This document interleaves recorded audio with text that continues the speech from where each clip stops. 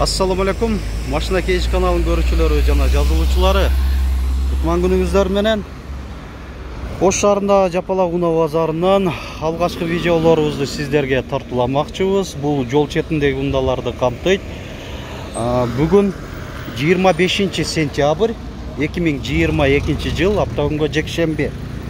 Аба ырайы күн ысык, 30 градустун тегерегинде болмокчу. Адаттагыдай эле ушул баасы такталган унааларды көрсөтөбүз. Могу жерде Opel Vectra'дан баштасак анда. Assalamu alaikum. Канча деп атасыңар? 140 миң сом. 1993, кыймылдаткычтын көлөмү 1.6, механика. Баары жакшы дейт. Так, люк бар экен, люгу иштейт экен, көбүнчөсү сынык болуп калат эле, же мындай жараксыз болуп калат эле да, мунуку жакшы экен. Айдоочуда коопсуздук жазыгы бар. Айдыктар жөнөкөй айланмады экен, көтөрүлүп түшүрүлөт. Дискалары электропакет. Кайсыл жагы? Да, центр замок, центр замок бар экен. Пульту менен центр замокту дейт. Так, анан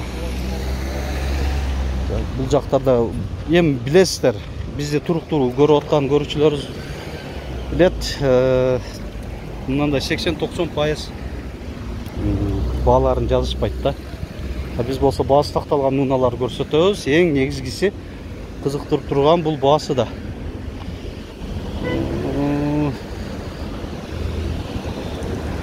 Азыр саат 10 болуп жатат. Ошол эртеменки ошого дагы көпчүлүгү сатармандар машина базарга келелек да болуп калат. Кечкурун коюп эле ушундай таштап коюп кеткендер да болуп калат. Так, могу жерде ээси отурат. Mercedes-Benz C-класс 203 кузовда. Универсал экен. Мына ээси өзү да отурат. Ассаламу алейкум, кандайсыз экен? Баасын да жазып койгон экен, жакшы. 2001, кыймылдаткыч көлөмү 2 куб. Механикабы? Механика экен. 300 миң сом. 6 ступка экен. Механика 6 ступка. Жакшы. Жана ушунун жанында дагы Mercedes-Benz C-класс 202 кузовда. Россия темир номеринде, учеттон чыгарылган эмес. 1994, кыймылдаткычтын көлөмү 1.8. Механика, алмашуу жолдору бар. 190 миң сом. Люк. Айдоочуда жана алдыңкы жүргүнчүдө коопсуздук жаздыгы бар. Алдыңкы айнектери электро көтөргүчтө, электро күзгүлдөр, кондиционер көрүнбөйт. Баскычтары көрүнбөй атат. 190 миң сом дагы кеми да бар болсо керек. Эми көбүнчө айтылышпасын жазып коюшат. Мынакей дагы бир Россиядан алып келген уна, бирок неме Кыргызстан номери коюлган экен. Черри Бонго деп атат азыр. Газ бензинде. 1.6 объем. Кытайдын унасы. 2007 1.6 механика. Бензинби? Газ бензин. Газ бензин деп атат о.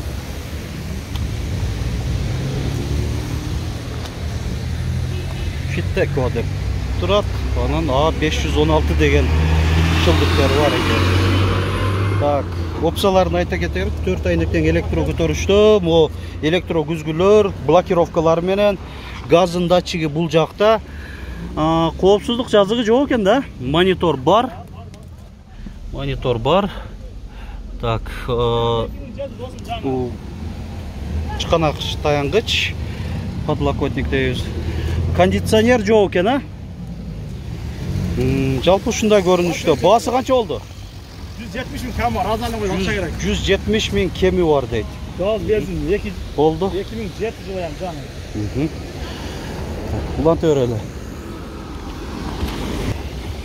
Так, бул кандай болуп калды экен? Nissan Primera окшоп кетип атат, бирок башкачараак бир аз.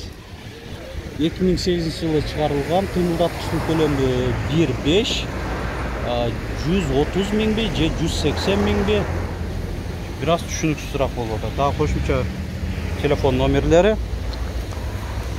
Бұл Geely екен, бұл да Қытай унасы, Geely.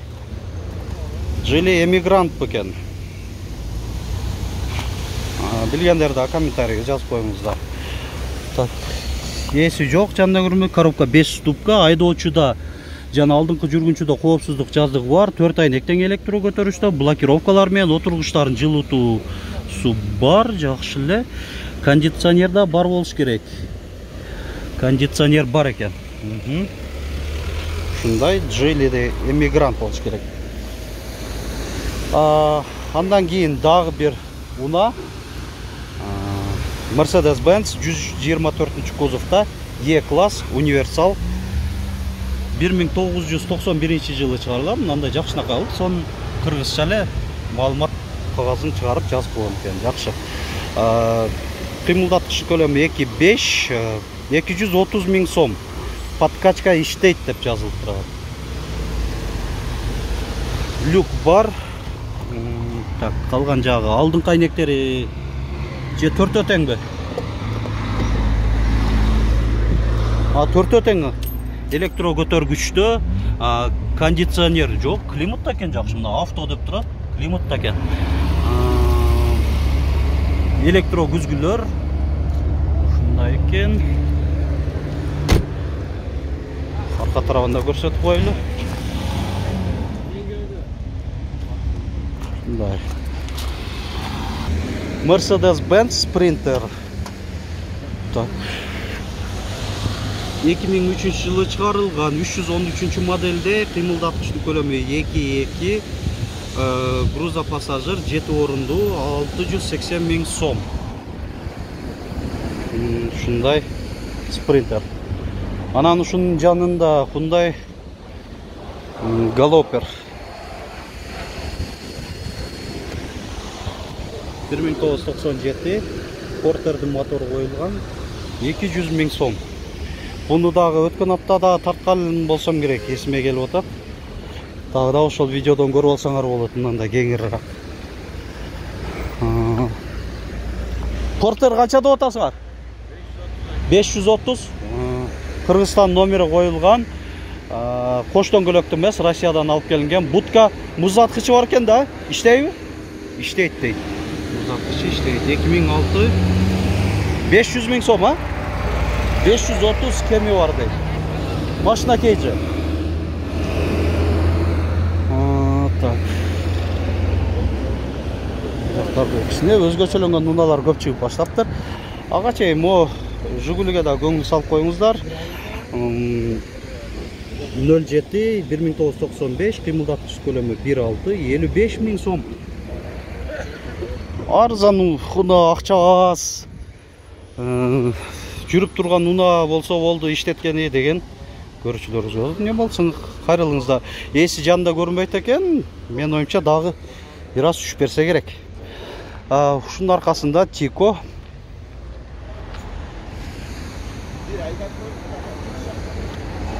1996 автомат екен. Механика экен, автоматты белгилеп коюптур. Коробкасында 140 000 сом. Анан бул жерде да бир өзгөчө уна, кандай болуп калды экен бу?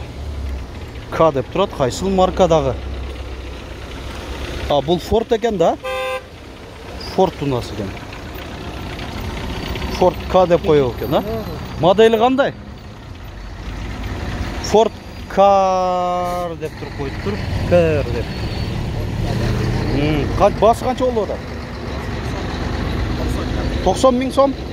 Кыргызстан номери? Кыргызстан номери экен. 1.3 экен, Бензин. Салонда көрүп болчу. Мен мисалы үчүн мындай унаны биринчи жолу көрүшүм. Айдоочуда коопсуздук жазыгы бар, монитор бар экен. Айнектери жөнөкөй айланмада. Ушундай уна гидравлика бар, Болду. Жакшы. Да кете берели. Да Тико. Тиколорда кудай бурса Nexa Lanos'tor менен кошулуп чыгат.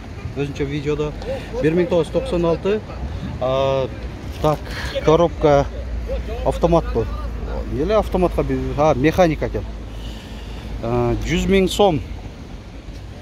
100 000 сом деп жазылып тұрады. Так, анан бұл жақтарда қандай болды екен? Önce тоқтатпай эле көрсөтүп коеюн деп атам. Паузага баспай эле. Кандай унаалар турган.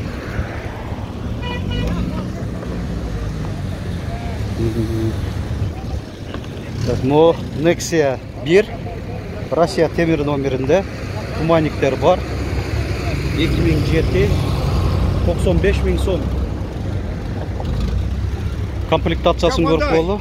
Өткен рекламаң Жакшы болду. Так, бул жөнөкөй экен. Же гидравлика барбы? Жөнөкөй экен. Ушундай Nexia портерди. Унабы? Болду, мейли. Портер 1-дин биринчи выпускаларынан экен да? Портерди көрсөтүп коеюн. Арзан портер десеңер, ушу мотор коробкалар кандай? Капиталка болду. Капиталка барды. Ишке даяр экен да? Даяр. Нарашка бар мына. Борттун ичи. Так. Жол Kia Bongo эмеспи? Kia Bongo 1-ди. Kia Bongo 1 экен, Так, ушундай. Kia Bongo экен. 1995 кыймылдаткычтын көлөмү 2.7, мына эсин байланыш номери озекиде айтып коеюн. 558 05 54 68. Зада кайталап кетти, эми арзаныраак ушу портер унааларын издеп атса, ушундай Bongo көңүл салып коюңуздар. Иштеткен болсо бардыгы даяр дейт. Колго терин айтып болуп калды. 270 болду. Мына 270 000 сомго Kia Bongo 1. Моторка жакшы эле чыкты анан? Болду. Кайсыны? Nexia болуптур. Nexia 1. Анда куйулган иштерде 2004 16 дейт. Бул да жөнөкөй экен да, же гидравлика барбы? Гидравлика бар. Алдыңкы айнектер электропакет дейсиңби? Самодельный коюлуп турду анда. Баасы канча болуп атат? Колго терин айтып кое берейин. 90 000 боло турган баасы дейт. Жакшы. Телефон номер? 703 15 19 38. 703 15 19 38. Болду. Мейли.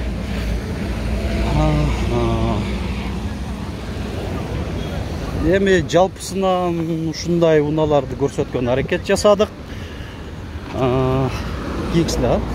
Ушуну менен алгачкы видеобузду жыйынтыктай беребиз. Башка видеолордо сиздерди күтүп турат. Бул арзан тикон көрсөтүп коюлучу. 1996 60 000 сом. Айтмакчы, жол четинде тургандар арзаныраак келет. Шуга да көңүл салып коюңуздар. Дагы бир могул жерде бул 65 000 экен, ошондой эле жылда. Механика.